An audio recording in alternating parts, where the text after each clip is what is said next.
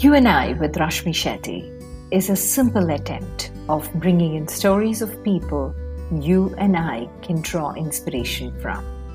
Ordinary folks, extraordinary lives.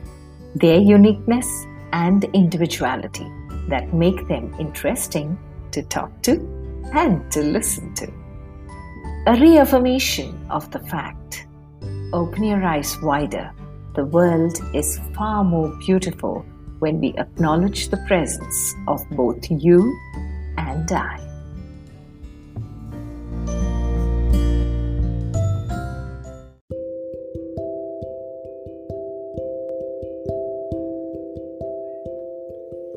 Today's guest is an IT professional who loves creating masterpieces with words. India's first quadriplegic cerebral palsy engineering graduate, Ashwin Karthik, chooses to use the power of the wheels of his wheelchair to drive his imagination as high and as far as possible. These are his words, a perfect intro.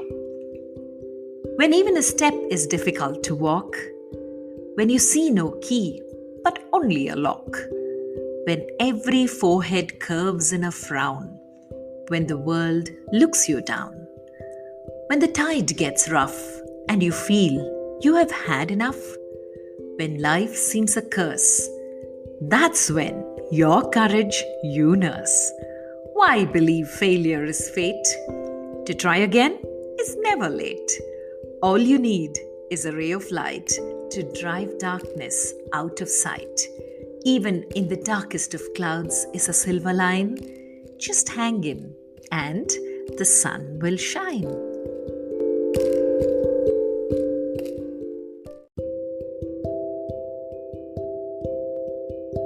Hi Ashwin, it feels wonderful that we get to talk. Hi, Rashmi. Welcome to this journey on You and I. Thank you. It's a pleasure to talk to a friend. Always a pleasure. A complete honor, Ashwin, to have you as a friend.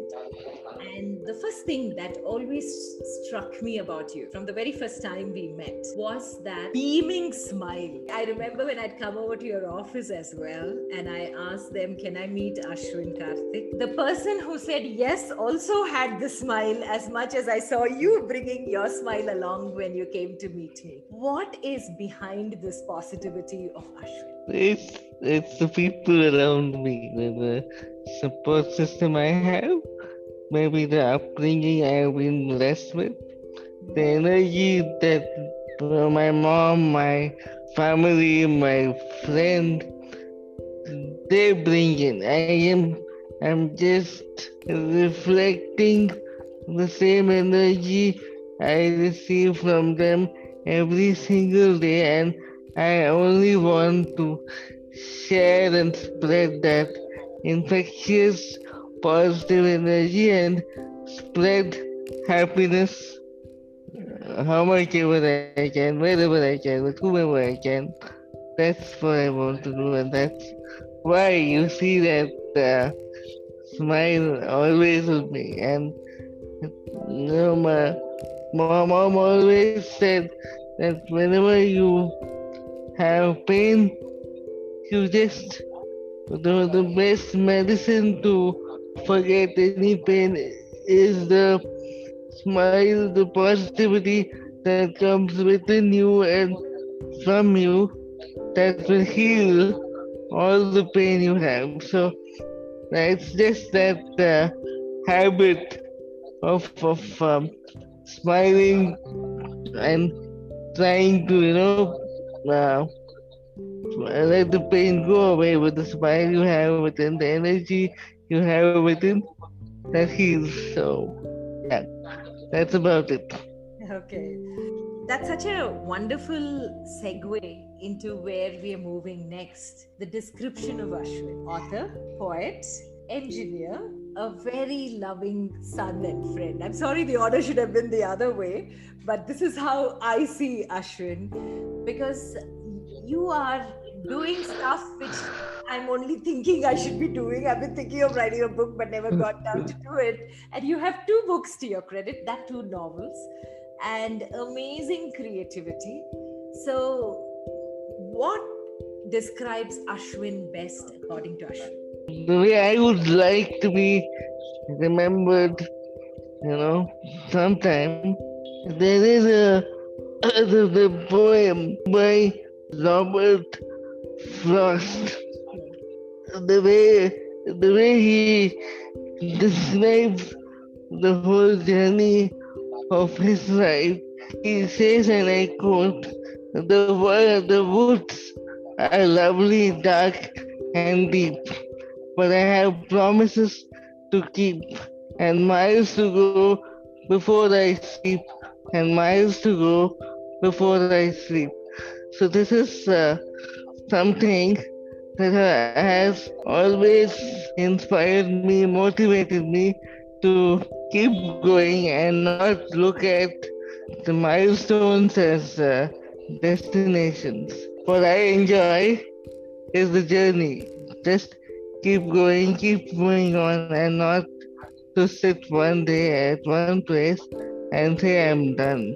Because for me, what I enjoy is to always move forward, move ahead, look for new challenges, and even if I fail, I would be a better version of my own self when compared to the previous day.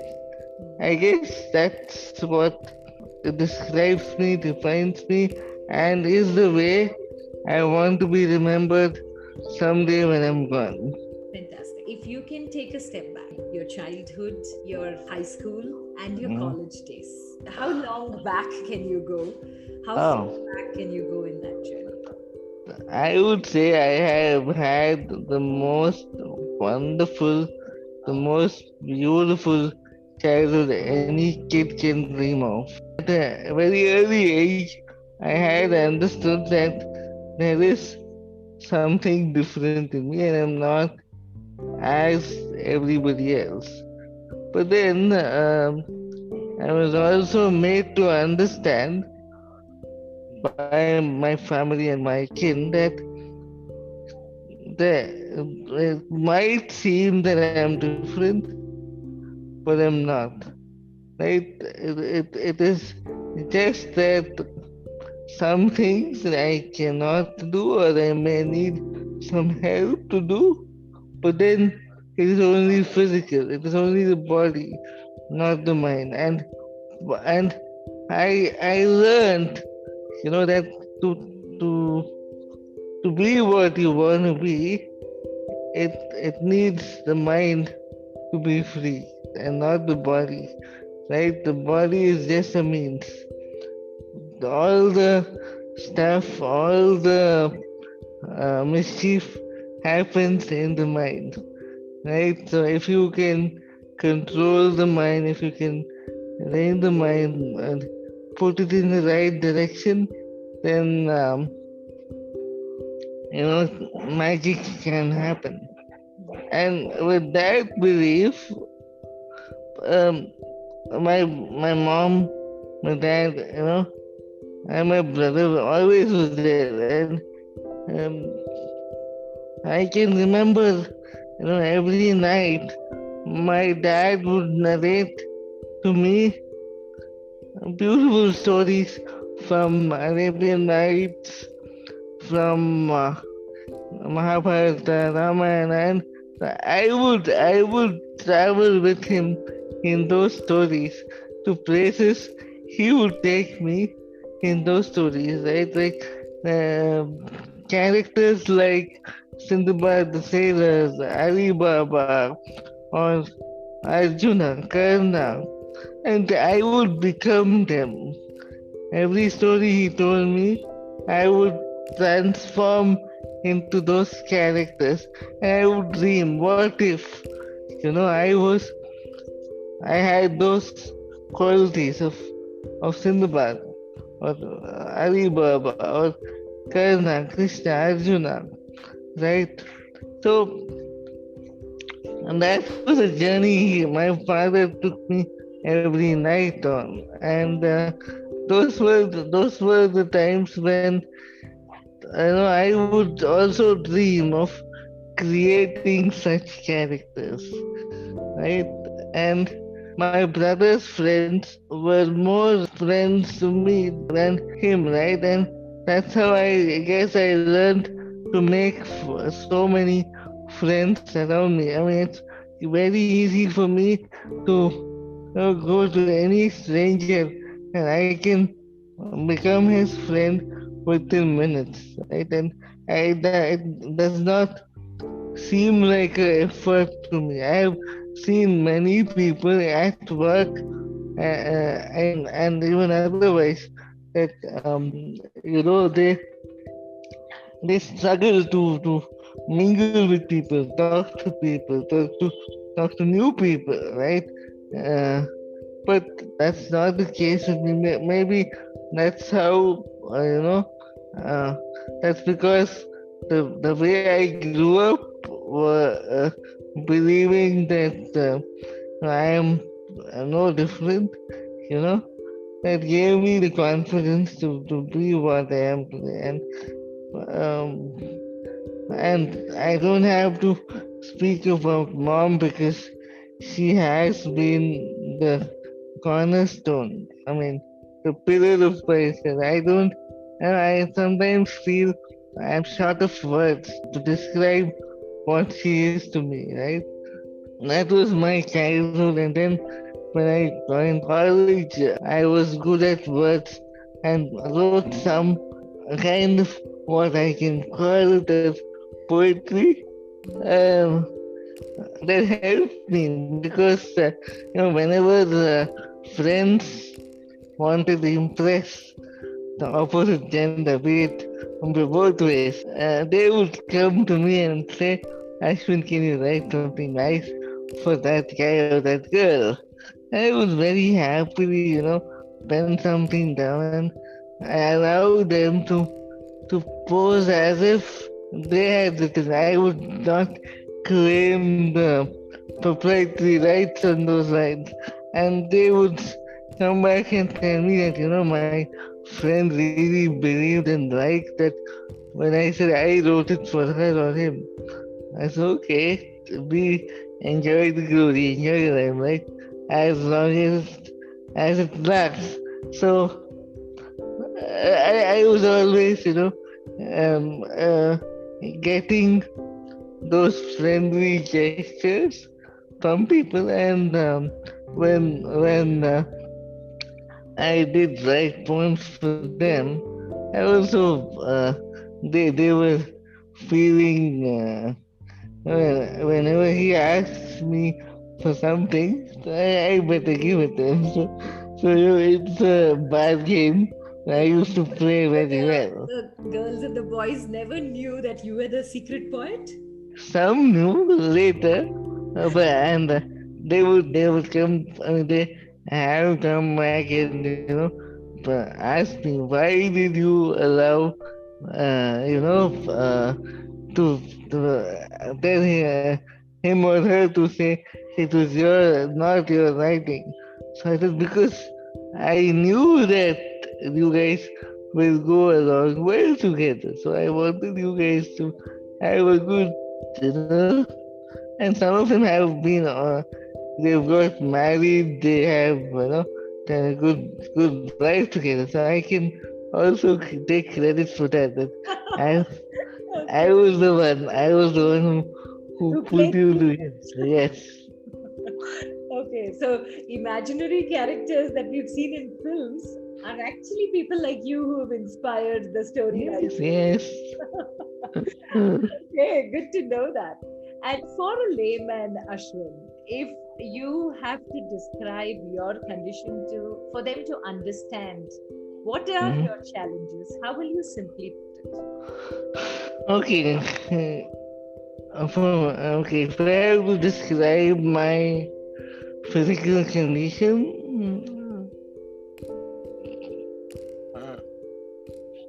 to a layman, I would only say it is a intelligent mind in a disobedient body because the mind tells the body to do something, but the body does not listen to the mind. It does exactly the opposite to, to what it has been told to do. So if I want to stand, stand straight and lift my leg, the body will exactly do opposite to it, and this legs will not straighten up. And if I want to lift my right leg, uh, the leg will get stiff and I will not be able to lift it. So it is like, the computer program that goes rogue. There's a virus that, the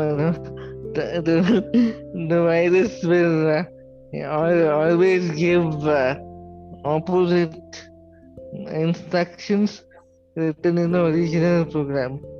You have a very good sense of humor, Ashwin. So, from who do you inherit that? Well, he had this innate ability to laugh on himself. I guess I've learned it from him.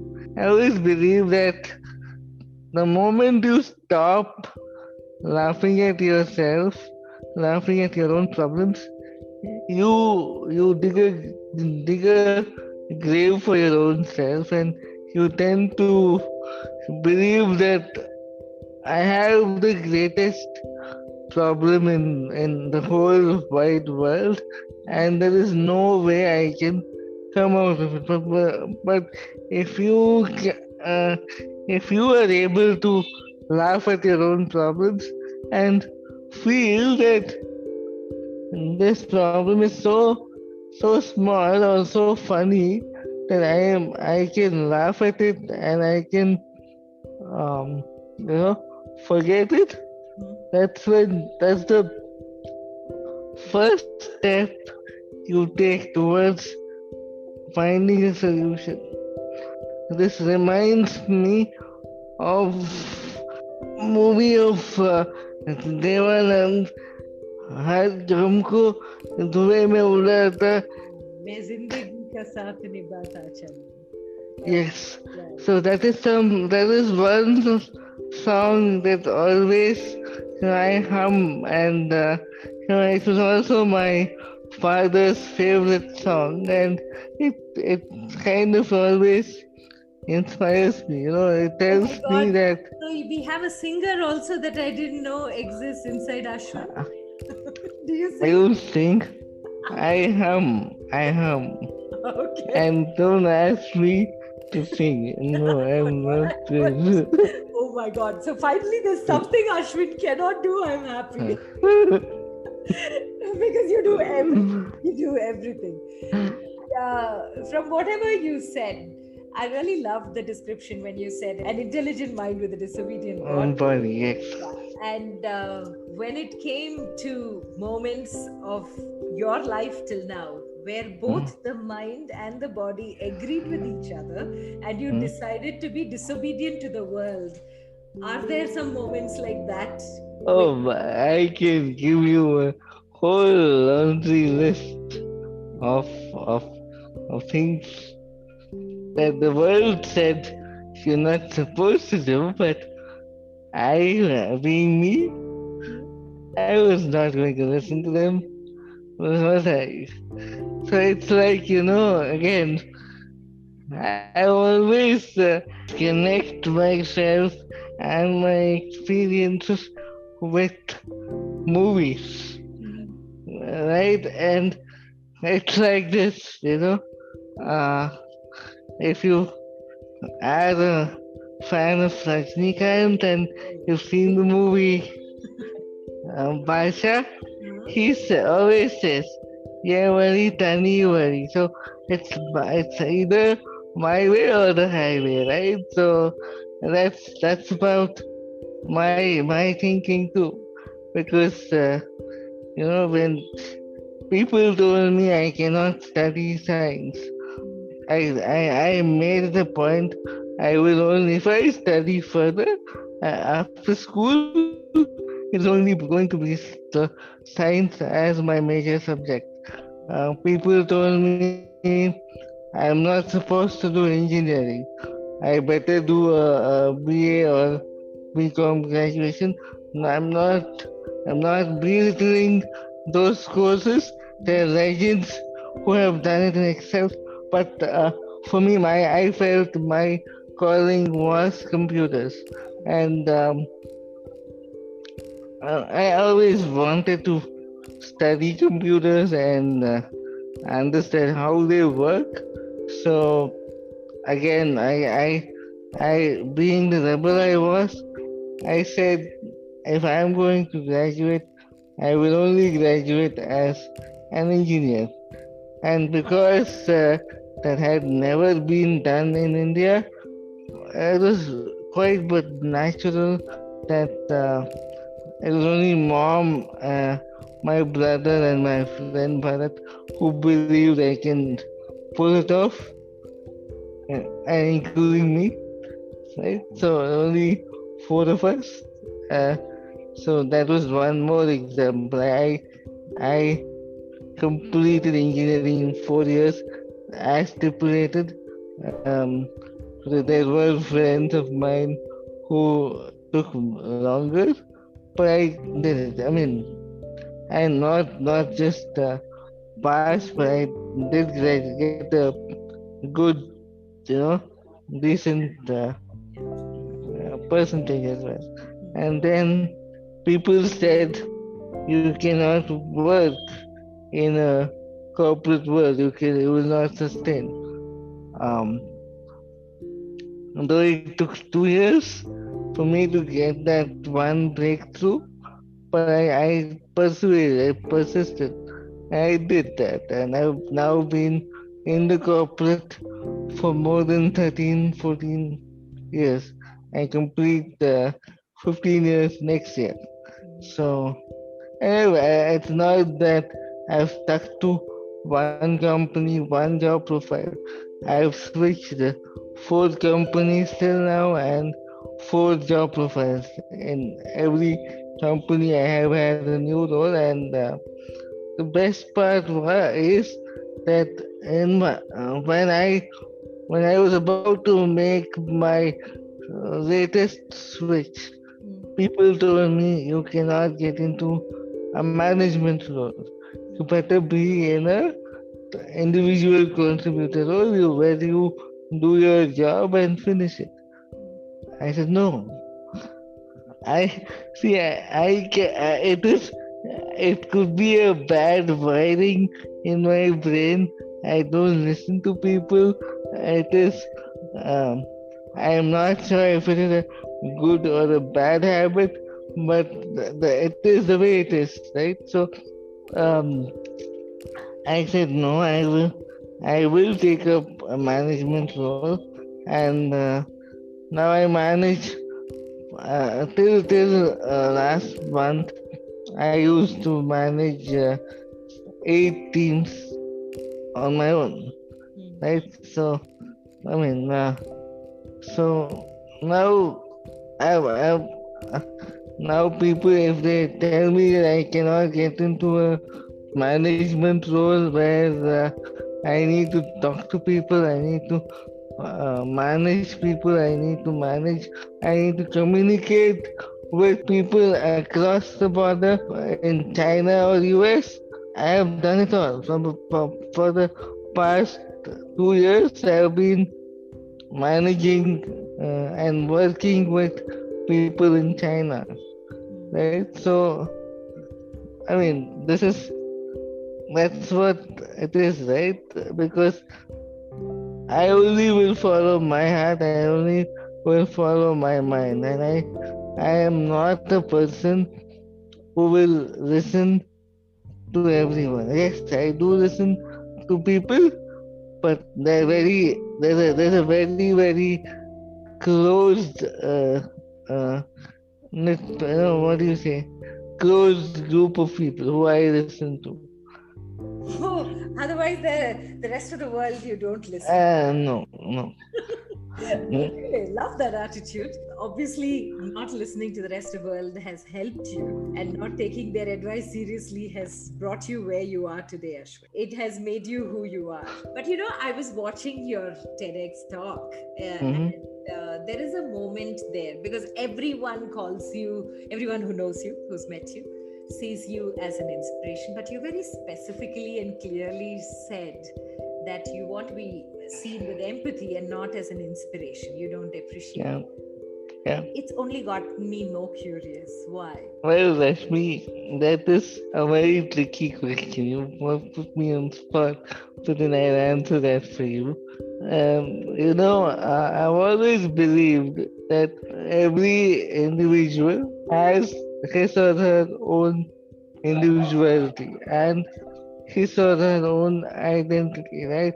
So, yes, I am not saying that we should not have role models. I'm not saying we should not uh, have inspirations. I'm also not saying that we should not look up to people. Yes, there are people who I look up to, who I get inspired from, who I call them as my role models. Yes, there's many such people, and I even have mentors who have advised me when I asked for their advice, right? But then I also believe that whatever people might say, whatever the role models might have achieved in their time and their era and their own chosen field, for you as a person, for you as an identity, to make your own mark, it is you who has to do the hard yards. It is you who has to do whatever you need to do, and only then you can make your mark. Right? Because tomorrow, I mean, if just to quote an example, right? Um, uh, for me, Sachin Tendulkar has always been my role model. I've grown up looking up to him, right? I've grown up looking up to my mom. But then, if the world has to remember Ashwin as a person, as a identity, Ashwin has to stand up and do something on his own, right? It is not that because Ashwin's mom wanted him to do something, something happened. And that's the thing, right? Ashwin's mom, yes, she did inspire him, but if Ashwin had not wanted to do something, if it's like this, you can take the horse to the water, but can you make it drink the water?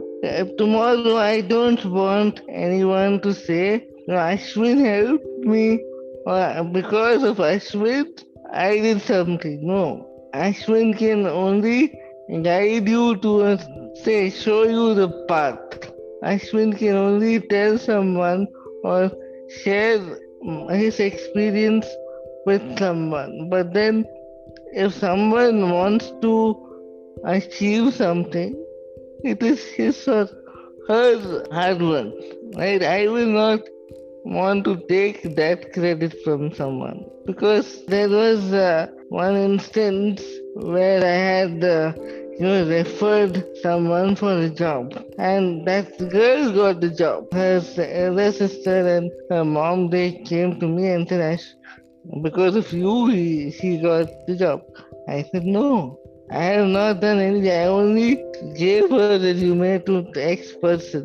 I did not influence, I did not speak a word about her that you need to give her the job. No. If she has cracked the interview, it's her capability, right? It is her talent, it's her skill, it's her knowledge, again, going back to Sachin's example, right? Sachin was inspired from Sunil Gavaskar and Vivian Richards.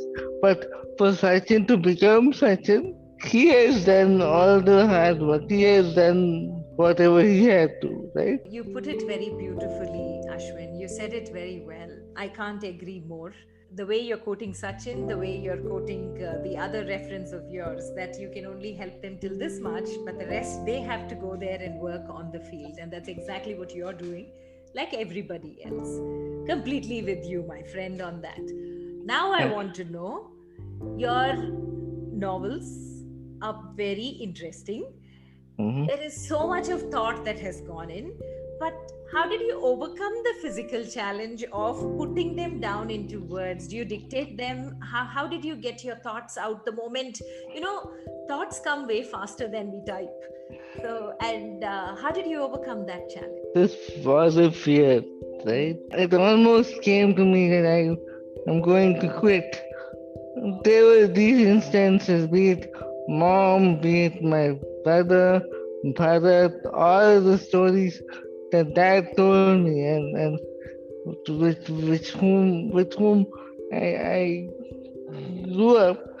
These were things that kept bringing me back. And then when I said that thought that I should write, and I should tell you this instance where I was about to go and receive the National Award from the President at the Rashtrapati Bhavan, and I was very nervous, and I was feeling hollow from within, because when Dad was alive, he had said, someday this is my dream that you go to the President and you get a gold medal.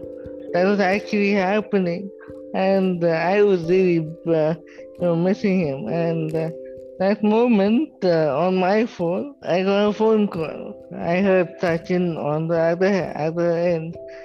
He congratulated me, wished me luck. While I was talking to him, he felt something was off, and he said, "What happened? You don't sound the usual you. You sound low. What's happening?"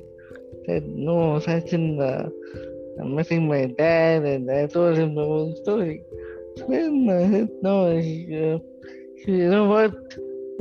From wherever he is watching you, and you made your parents proud. Your mom is there, your friends are there, your family is there. I am there, and you should be use yourself and go out there and receive the award, make us all proud, and come back. And you must go on and share your story with the world. Write the journey of your life on paper, and that will help and motivate so many people." And I was like, "Can I write?" I mean, with a great difficulty, I did not, was not proficient with typing so much back then. It was like, 7, 8 years ago. But I used to manage to type and do my work, but then imagining to write about 40, 50,000 words, I didn't know I could pull that off. So I came back home and I said, okay, now I cannot disappoint him, right? I've always held him very high, and when he says do something, Sachin Tendulkar. Please, Sachin Tendulkar. And he said, you should write. Okay, let me give it a shot. And then I started writing. It took 3 years for me to pen that whole journey. It's not yet published. It's still on my laptop.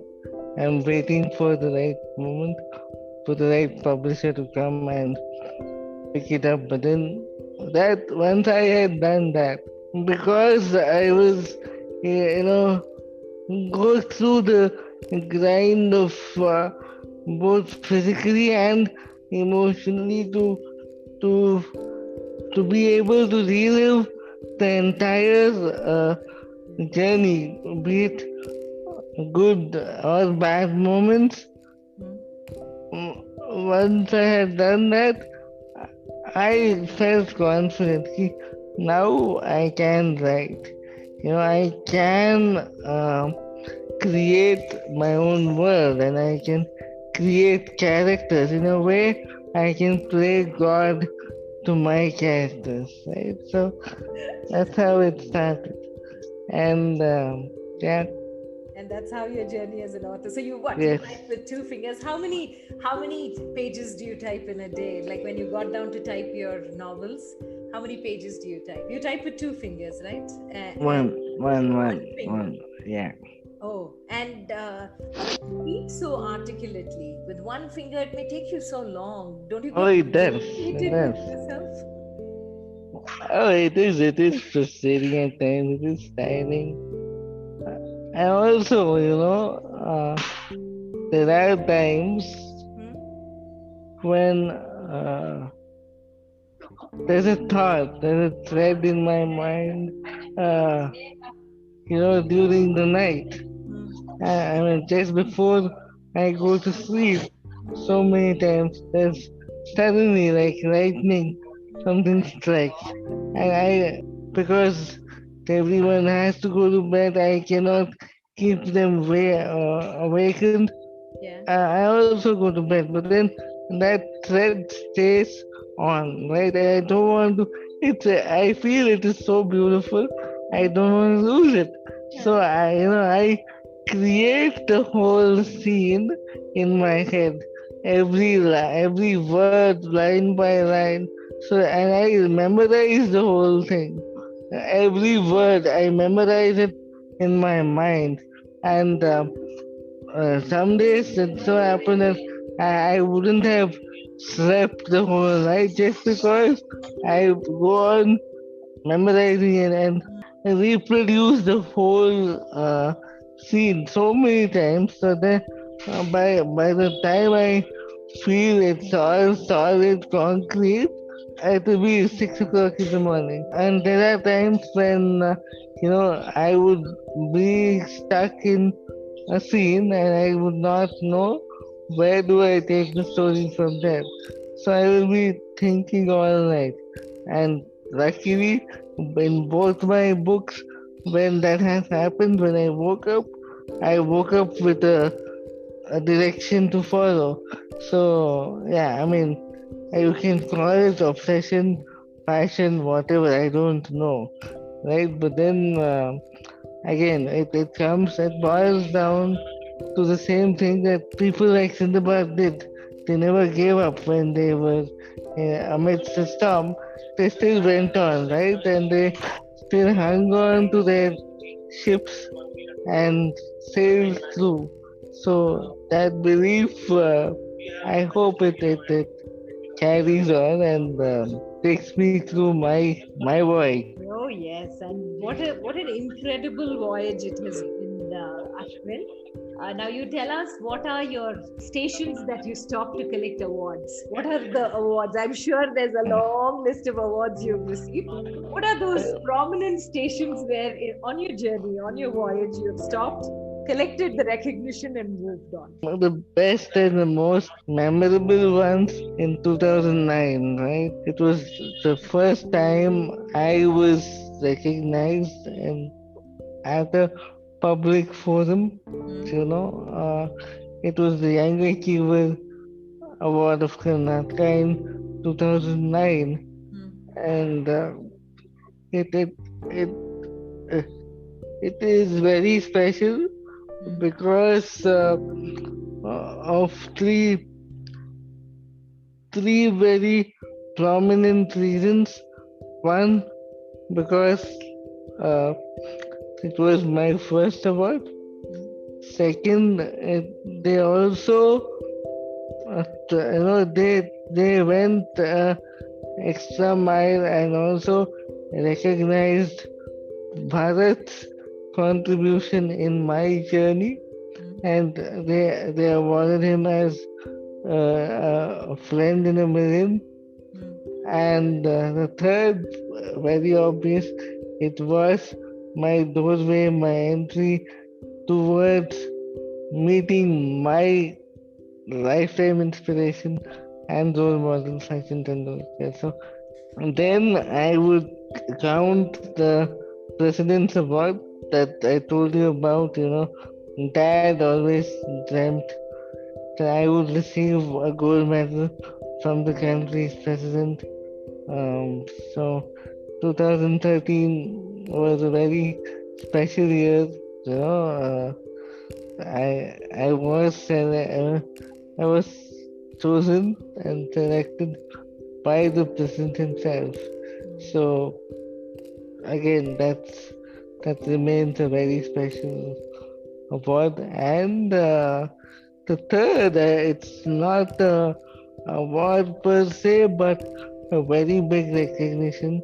That was in 2016 when I was invited by Arnab Goswami at the Times Now group to give the keynote speech at an award ceremony called Amazing Indians, where the function was presided by none other than Honorable Prime Minister of India, Narendra Modi, because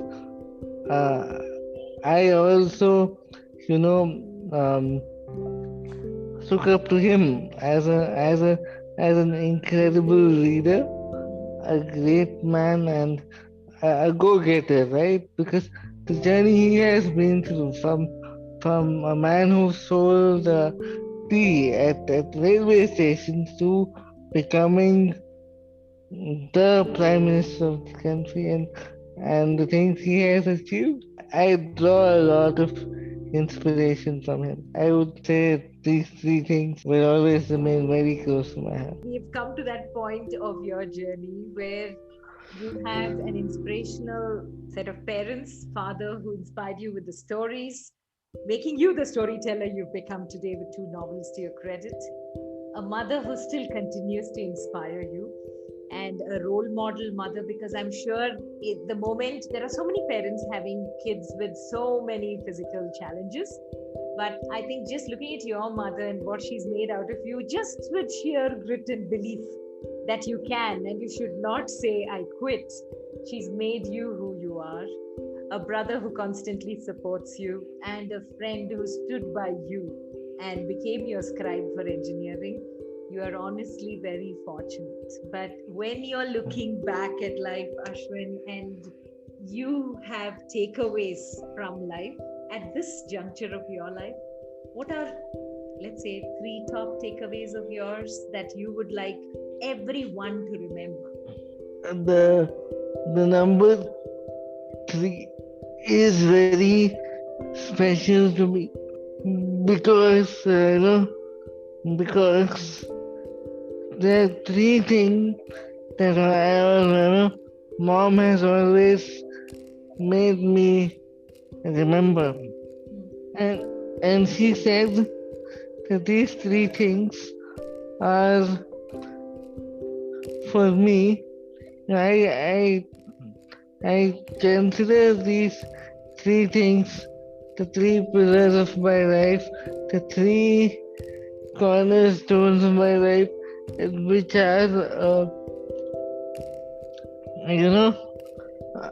to believe that I am no different from anyone around me,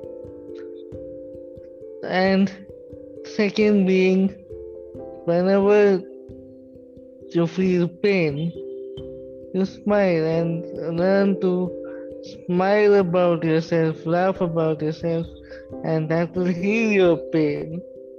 And third, the most important thing I would say is she told me that nothing is impossible. Even in the word impossible, if you look at it, it says I am possible. I would say these 3 things are my takeaways.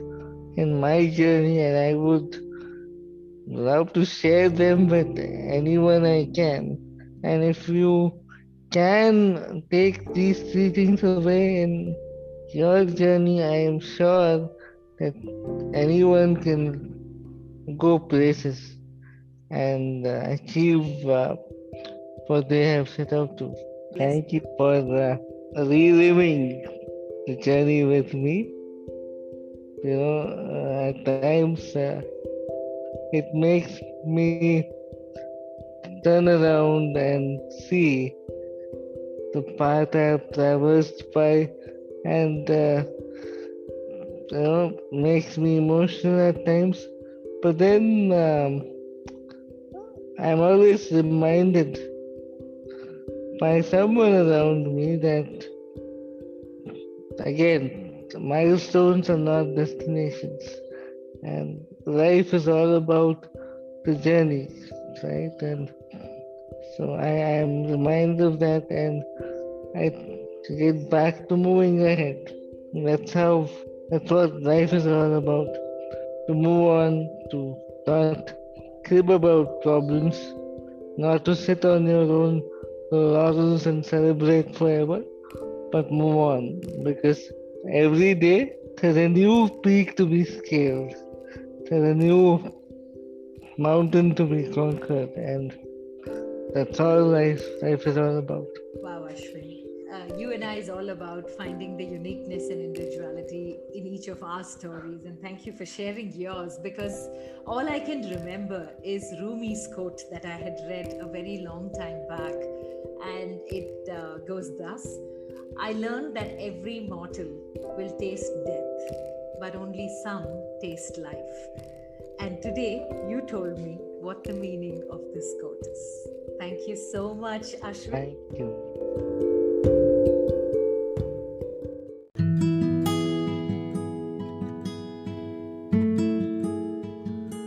With that, we come to the end of this weekly quest of You and I with Rashmi Shetty.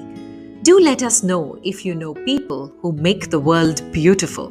Write in to rashmi.thethirdeye@gmail.com. That is rashmi.thhirdeye@gmail.com. Come, let's explore this amazing world together, both you and I.